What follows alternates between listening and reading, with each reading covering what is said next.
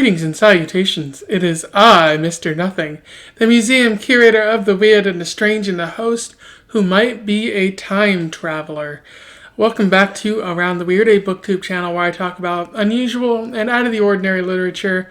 Today I wanted to talk about another Michael Crichton novel. I haven't had my fill of this man yet. But I wanted to focus on one of his more recent books from the past 20 years. A book that is about time travel, knights, and, time traveling knights. I want to talk about Timeline, again by Michael Crichton. A simple cover, you have a knight, and then on the back you have a picture of Michael Crichton, a pretty decent author. I have a lot of problems with his writing, but I also recognize that he's pretty good at what he does.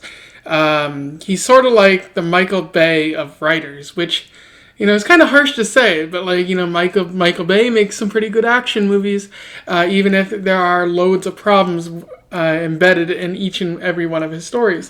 And that's what I found with Michael Crichton. He's a very blockbuster kind of author. But I still like his writing. Also, he was a climate change denier, so a load of problems with that. But he died sometime around 2006 from cancer, and some books have been published posthumously after his death. That's something there. I should probably read some of those posthumous books, but I don't really know where to start there. Again, I got this from our local library, so make sure you patronize your local libraries. And without further ado, let's talk about this book. I will do some summary, some analysis, and we will move on from there. So Timeline focuses on three sort of main characters and a professor. The three characters are Andre Merrick, Chris, and Kate, whose last names I'm forgetting, and their professor, Edward Johnston. They are into archaeology. They are his grad students, and they are currently doing an archaeological dig in France at a place called Castleguard, where a big battle took place in the 1300s. They're discovering quite a bit. Professor Johnston is approached by a reporter who informs him that ITC, the company that he's working for, might not be, or the company that's funding him, might not be 100% on the up and up. And there's a lot of, zany things about them, like they bought a whole bunch of land surrounding the dig, and there's the fact that the professor doesn't really own any of the work that he publishes. So there's a number of shady things going on there, and so he goes back to the United States to confront ITC about this. While he's gone, the students discover a lot of anomalous things at the dig site. They find a lens from the professor's glasses that shouldn't be there. They also discover a note written by the professor that dates back to the 1300s. And so there's a lot of confusing things, and they don't know what is up with the professor. They are eventually contacted by ITC, specifically the head honcho, the CEO, Doniger, who requests their help. Doniger and others inform them that Professor Edward is stuck in the 1300s in France because ITC is working on time travel. They inform them that the way time travel works is that you don't travel backwards in time, rather you travel to the quantum realm, the multiverse, and you can go to a specific universe. And so the professor is stuck in a universe where it's currently the 1300s. Pretty unusual there. So the professor is stuck, and ITC wants to send the students to go find the professor because they are familiar with the time. Although it's sending students to do that, even if they are graduate students, seems like a bad idea when you think about it. Merrick, Chris, and Kate all agree to go back into the past, and they are sent with 2 guides. However, when they land in the past, a band of knights show up and immediately kill those 2 guides. Luckily, Kate is able to pick up the ceramic button thing that brings them back to the present, but they can't use that until they find the professor. Chris is chased through the woods by a very angry knight named Sir Guy Meligant. I believe that's how you pronounce it. He's French, and or maybe English. Sir Guy. I'm going to call him Sir Guy. Sir Guy. Continues to chase Chris until a young child saves Chris. The child mistakes Chris for nobility because of the way he talks and how it doesn't match with the current time period. He takes Chris to Sir Oliver Devon's court, and Kate and Merrick also make their way to the court. And Sir Oliver is the local warlord, just a real garbage human being who seeks to make life miserable for everybody around him. As it turns out, Edward is working as the magistrate for Sir Oliver. He clearly doesn't want to. He wants to return home, but Sir Oliver is kind of forcing him, and he doesn't really trust Edward, as he believes that he is an agent of Lord Arnaud, the Archpriest Arnaud, who is a rogue monk who is also trying to conquer lands. Both of them clearly garbage people. Oliver talks with these students who say that they're assistants to Edward, and at the same time, Sir Guy recognizes, because he's on the court of Oliver, Sir Oliver. And he's like, oh, I recognize you. I would like to challenge you to a tournament because you are a terrible person. He challenges him to a duel, which Chris unwittingly accepts. And so they go to the daily tourney, which a whole bunch of people have turned out for. And Sir Guy, in a joust, effectively kicks Chris's butt because he has more experience, of course. And then after the joust, Sir Guy tries to kill Chris because he's a very vengeful man, and Marek steps in and fights off Sir Guy, and he's able to save Chris. Chris, Kate, and Merrick are all arrested for besmirching Sir Guy's honor. However, they are able to escape from the prison as the Archpriest Arnaud and his men manage to break into Castleguard. And so this leads to Sir Oliver and Professor Edward retreating into La Roque, a more well-protected castle that belongs to Oliver.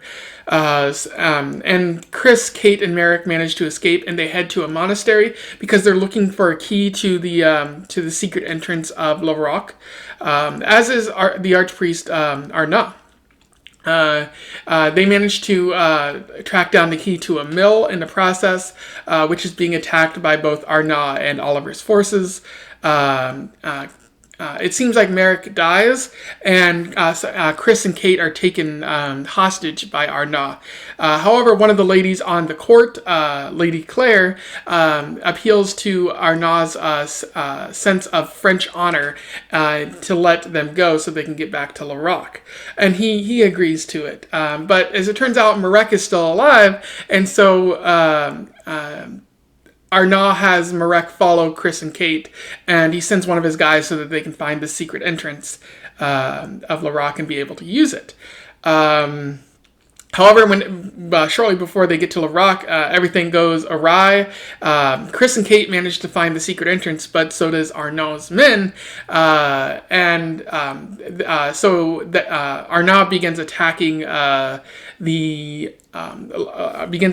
Roque, basically preparing to take it down.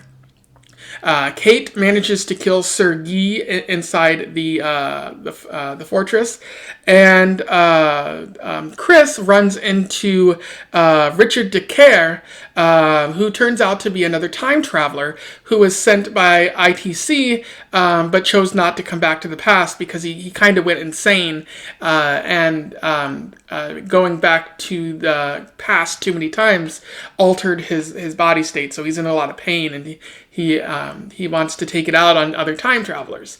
This leads to a fight between Chris and Richard, and Chris ends up winning by blowing up Richard, which is pretty cool. Arnaud and Oliver fight, which Arnaud gains the upper hand. He doesn't kill Oliver; he just traps him in a pool of water, and that's Oliver's end pretty much. And then Edward and his students try to escape Larocque so that they can travel back forward in time again. But they're attacked by soldiers. Marek manages to fight them off, but realizes he has to stay in the past in order to let the others escape, and they manage to go back to the present without him. The story ends with Doniger giving a speech to some investors about how they plan to use the time travel technology for tourism purposes, and so people are going to flock to it. And would you also like to invest some money in this amazing technology? Once he gets off stage, he's approached by Chris, Kate, and Edward, who are bleeding still from their fights, and they note that the students are very angry that Doniger didn't inform them about the true purposes of this whole time travel experiment thing, and that ITC hid so much from them in the process, and that it's all just for some money, and they essentially a corporation screwed them over to make a little bit more money. So they trap Doniger in the past about 8 years before the Castle Guard attack, when it turns out that Castle Guard is under trouble because of the Black Death, and as the chapter ends, Doniger begins to feel like he's getting sick, and that's not good. It's also implied that Doniger later goes insane and attacks Kate and Chris when they're in the past because he waits long enough, and I think that's an interesting tidbit. I can't really verify if that's true or not, but I think that's what Michael Crichton was getting at in the story. In terms of analysis, there are some things I want to talk about here. The first is the idea of the myths of the past versus the reality of the past. This happens when the students attempt to travel to the past at the very beginning of the story. They assume that knights will behave a certain way, in a noble way, but the knights are roaming through the countryside, murdering everyone in sight. It's a turbulent time in France's history, and they're all kind of shocked by it. And then when they go to the castle and Castle Guard, they discover that it's not really guarded, and that it wouldn't be guarded because the castle wasn't under attack at the time. So anyone's free to really come in and start havoc. So the characters really discover that they have a bunch of assumptions about the past, much like how everyone does, and some of those aren't really true, and it leads you to like a different perspective that you wouldn't be ready for if you were to time travel to the past.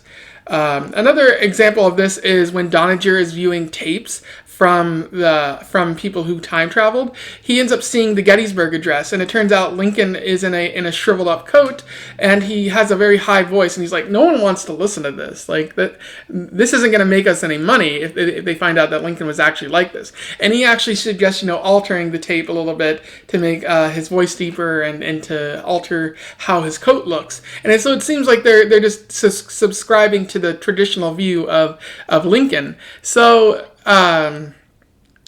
it's like maybe it's better that we adhere to the myths of the past, as it'll help corporations make more money, and the reality is kind of disappointing at times. And then in the afterword, Crichton talks about how we have this view that the past was inferior to the present, but sometimes it's often superior in a number of ways. So it's interesting that Crichton was getting at that, and it does ring true how we have perceptions of the past that it was kind of primitive, but they they had a lot of developed technology that future generations learned from. Another interesting thing about this book is that Michael Crichton touches upon time paradoxes, because the characters rightfully ask, what happens if we prevent our own births from happening? What happens if we change something too great? Are we going to alter history in some way? And the scientists who work for ITC inform them, like, you're too small and insignificant to create a time paradox. Even if you change one thing, it'll eventually correct itself, or history will change itself so that the thing that happened will still happen, but with another person. There's an interesting quote that I would like to read to you. You can't have an impact on events. No. Of course you can. No, you can't. It's easiest to see if you take a contemporary example. Say you go to a baseball game, the Yankees and the Mets. The Yankees are going to win, obviously. You want to change the outcome so the Mets win. What can you do?